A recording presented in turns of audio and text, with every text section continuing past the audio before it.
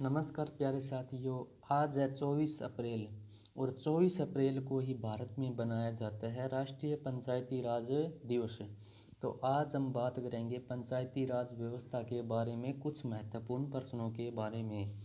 प्रश्न संख्या 1, ग्राम सभा की गणपूर्ति कितनी है? इस प्रश्न का उत्तर है कुल सदस्य संख्या का 10वां भाग। प्रश्न संख्या 2, निम्नलिखित में से कौन सा अधिनियम नियम राजस्थान में ग्राम सभा की संयुक्त बैठकों का प्रावधान करता है?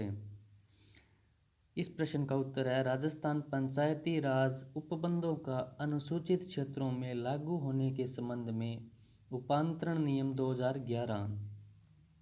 प्रश्न संख्या 3, ग्राम सभा के सदस्य होते हैं मतदाता सूची में दर्ज के ग्राम के सभी निवासी। जो सदस्य 21 वर्ष का हो चुका हो वह वोटर आईडी में अपना नाम रजिस्टर्ड करा चुका हो। प्रश्न संख्या 4, भारत के संविधान में अनुच्छेद 40 का संबंध किससे है? इसका उत्तर है पंचायती राज। भारतीय संविधान के भाग 4 में व अनुच्छेद 40 में पंचायती राज व्यवस्था या पंचायती राज के गठन के बारे में बताया गया है। ये नीति निर्देशक तत्वों के अंतर्गत आता है। प्रश्न संख्या 5, शहरी स्थानीय स्वशासन किस सूची का विषय है? इसका उत्तर है राज्य सूची। भारतीय संविधान में 3 प्रकार की सूचियों के बारे में वर्णन किया गया है। पहली होती है संघ सूची, दूसरी होती है राज्य सूची, तीसरी होती है समवर्ती सूची। संघ सूची वह सूची जिस पर कानून बनाने का अधिकार केंद्र सरकार या सेंट्रल सरकार को होता है। दूसरी होती है राज्य सूची, इस सूची पर कानून बनाने का अधिकार राज्य को होता है। तीसरी होती है समवर्ती सूची, इस सूची पर दोनों मिलकर कानून बनाते हैं, लेकिन ज़्यादा प्रभावशाली कानून है जो केंद्र के लागू होते हैं। प्रश्न संख्या 6, पंचायती राज विषय संविधान के कौन सी सूची में शामिल है? यह भी राज्य सूची में शामिल है। प्रश्न संख्या 7, ग्राम पंचायत में सरकारी अधिकारी कौन होता है? इसका उत्तर है ग्राम सचिव या ग्राम सेवक, जिसे हम सेक्रेटरी के नाम से जानते हैं। प्रश्न संख्या 8, पंचायती राज संस्थाओं के चुनाव कराने का दायित्व किसका है? इसका दायित्व है राज्य निर्वाचन आयोग का। सिर्फ यही चुनाव राज्य निर्वाचन आयोग करवाता है। बाकी जैसे चुनाव है विधानसभा के चुनाव, लोकसभा के चुनाव, ये भारतीय निर्वाचन आयोग के द्वारा कराए जाते हैं और राष्ट्रपति के चुनाव भी भारतीय निर्वाचन आयोग के द्वारा कराए जाते हैं। प्रश्न संख्या 9, जिला परिषद का अध्यक्ष कौन होता है? जिला परिषद का अध्यक्ष होता है जिला प्रमुख। इसी प्रकार पंचायत समिति का प्रमुख होता है प्रधान। इसी प्रकार ग्राम पंचायत का प्रमुख होता है सरपंच। प्रश्न संख्या 10, पंचायती राज अधिनियम के अनुसार पंच, उप सरपंच व सरपंच अपना त्यागपत्र किसे सौंपते हैं? ये सभी अपना इस्तीफा सौंपते हैं विकास अधिकारी को। इसी प्रकार अब अगर बात की जाए पंचायत समिति के प्रधान की, तो वो अपना इस्तीफा सौंपता है जिला प्रमुख को। और बात की जाए जिला प्रमुख की, तो जिला प्रमुख इस्तीफा सौंपता है संभागीय आयुक्त को। प्रश्न संख्या 11, राइट टू रिकॉल क्या है? जनता द्वारा अपनी मतदाताओं का निर्वाचित प्रतिनिधियों को जनमत संग्रह द्वारा वापस बुलाने का अधिकार।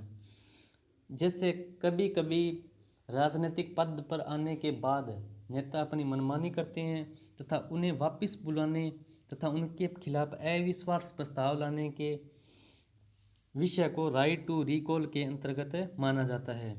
प्रश्न संख्या 12, पंचायती राज संस्थाओं के चुनाव लड़ने हेतु प्रत्याशी की निर्धारित न्यूनतम सीमा आयु क्या है? 21 वर्ष। 21 वर्ष तो होनी चाहिए, साथ में मतदाता सूची में नाम रजिस्टर्ड होना चाहिए। अब बात करते हैं पंचायती राज में वोट डालने का अधिकार, वो है 18 वर्ष। 25 वर्ष होती है एमएलए या विधायक का चुनाव लड़ने की, और 30 वर्ष होती है राज्यसभा के लिए निर्धारित आयु। प्रश्न संख्या 13, मनरेगा कार्यक्रम निम्न में से भारतीय संविधान के किस अनुच्छेद को लागू करने में लाया गया? अनुच्छेद 43। भारतीय संविधान के नीति निर्देशक तत्वों के अंतर्गत अनुच्छेद 43 में नरेगा या रोजगार के बारे में वर्णन किया गया है। प्रश्न संख्या 14, महिलाओं को पंचायतों में आरक्षण भारतीय संविधान में संशोधन करके दिया गया वह है 1992 का 73वां संविधान संशोधन। कुछ राज्यों में 1/3 आरक्षण है, कुछ राज्यों में 1/2 मतलब 50% का आरक्षण दिया गया है, लेकिन सुप्रीम कोर्ट के आदेश के बावजूद इसे रद्द कर दिया गया है। अब यह घटाकर 1/3 ही कर दिया गया है। प्रश्न संख्या 15, राज्य वित्त आयोग का गठन भारतीय संविधान के अंतर्गत किया जाता है अनुच्छेद 243 आई के अनुसार, और हिंदी में बात करें तो इसे लिखा जाएगा अनुच्छेद 243 ट के अनुसार, टमाटर के अनुसार।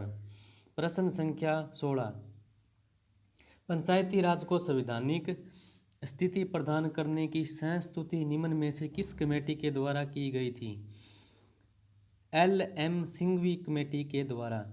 कुछ कमेटियाँ आती है जैसे पंचायती राज व्यवस्था संबंधित, जैसे बलवंत राय मेहता समिति जिसने त्रिस्तरीय पंचायती राज का सुझाव दिया था। उसी प्रकार अशोक मेहता समिति जिसने द्विस्तरीय पंचायती राज का सुझाव दिया गया था। अब बात करते हैं प्रश्न संख्या 17 की। पंचायत समिति के सदस्य चुने जाते हैं जनता द्वारा प्रत्यक्ष रूप से। भारतीय संविधान में जैसे प्रत्यक्ष अप्रत्यक्ष चुनने की विधि है। जैसे हम बात करते हैं अमेरिका के राष्ट्रपति की, तो अमेरिका का राष्ट्रपति भारतीय जैसे पंचायती राज व्यवस्था में सरपंच चुना जाता है, उसी प्रकार प्रत्यक्ष रूप से उसके वोट डाले जाते हैं। प्रश्न संख्या 18, 1957 में किस समिति ने भारतीय त्रिस्तरीय पंचायती राज की सर्वप्रथम सिफारिश की थी? अब त्रिस्तरीय की बात आ गई तो पहले ही हम बात कर चुके हैं, इसका उत्तर है बलवंत राय मेहता समिति।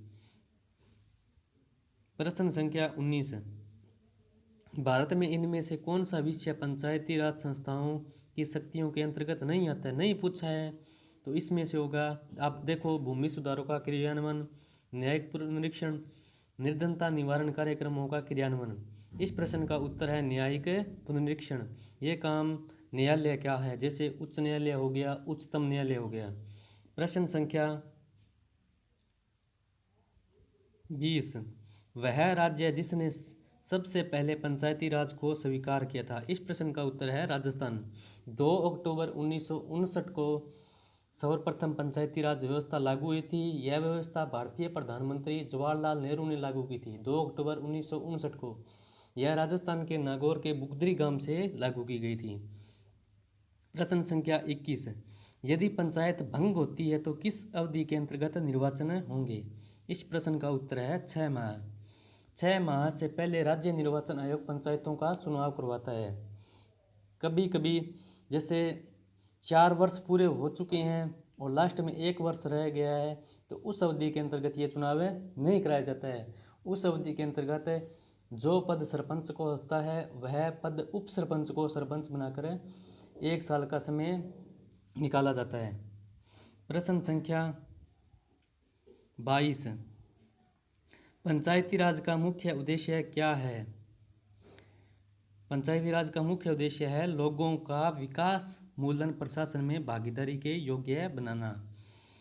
प्रश्न संख्या 23, पंचायती राज व्यवस्था है, यह उत्तर है, इस प्रश्न का उत्तर है ग्रामीण स्थानीय स्वशासन की। ब ऑप्शन में भी स्थानीय स्वशासन दे रखा है, लेकिन सब शब्द लगने से इसका उत्तर चेंज हो गया है। थोड़े थोड़े शब्दों से ही प्रश्न का उत्तर चेंज हो सकता है, इसलिए प्रश्न को ध्यान से पढ़ें। प्रश्न संख्या 24, निम्न संवैधानिक अनुच्छेदों में कौन सा अनुच्छेद पंचायतों के बारे में 73वें संविधान संशोधन द्वारा जोड़ा गया था? इस प्रश्न का उत्तर है 243 से 243 ओ। मतलब ये 243 एक ये हो गया और ओ तक 15, ये कुल 16 विषय हो चुके हैं कुल। अब बात करते हैं कुछ अन्य महत्वपूर्ण तथ्यों के बारे में। जैसे 24 अप्रैल को राष्ट्रीय पंचायती राज दिवस मनाया जाता है। तो ये व्यवस्था राजस्थान में 23 अप्रैल पंचायती राज व्यवस्था के लागू होने से एक दिन पहले ही शुरू हो गई थी। 23 अप्रैल को वह 1993 को राजस्थान में पंचायती राज व्यवस्था लागू हुई थी। अगर बात करें पूरे भारत की तो 24 अप्रैल 1993 को संपूर्ण भारत में पंचायती राज व्यवस्था लागू हुई थी और इसी की याद में हम राष्ट्रीय पंचायती राज दिवस बनाते हैं। और प्रथम राष्ट्रीय पंचायती राज दिवस की बात करें तो 24 अप्रैल 2010 को बनाया गया था। अब बात करते हैं जिस समय पंचायती राज व्यवस्था लागू हुई थी उसमें भारत में प्रधानमंत्री व राष्ट्रपति कौन था। प्रधानमंत्री की बात करें तो उस समय था PV नरसिम्हा राव और राष्ट्रपति की बात करें तो शंकर दयाल शर्मा। अब पंचायती राज से सवर्णकाल से संबंधित एक दो प्रश्न हैं। जैसे पंचायती राज का सवर्णकाल किसके काल को माना जाता है, तो इसका उत्तर है लॉर्ड रिपन का काल। लॉर्ड रिपन का काल है जैसे 1880 से 84, उस समय पंचायती राज से संबंधित बहुत अच्छे कार्य हुए थे। अब बात इसी प्रकार का दूसरा प्रश्न है, आधुनिक पंचायती राज का सवर्णकाल किसके काल को माना जाता है। तो आधुनिक पंचायती राज का सवर्णकाल माना जाता है राजीव गांधी को। उनके समय यह संवैधानिक दर्जा तो नहीं प्राप्त हुआ, लेकिन बहुत ही अच्छे सुझाव व कार्य किए गए थे पंचायती राज व्यवस्थाओं से संबंधित।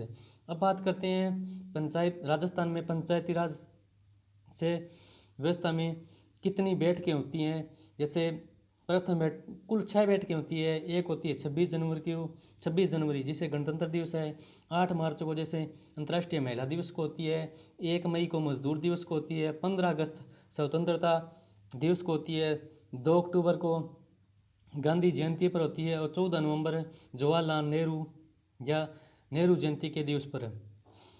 अगर दोस्तों आपको यह वीडियो पसंद आया हो तो लाइक करना न भूलें और आगे भी जानकारी को शेयर करें। धन्यवाद मित्रों।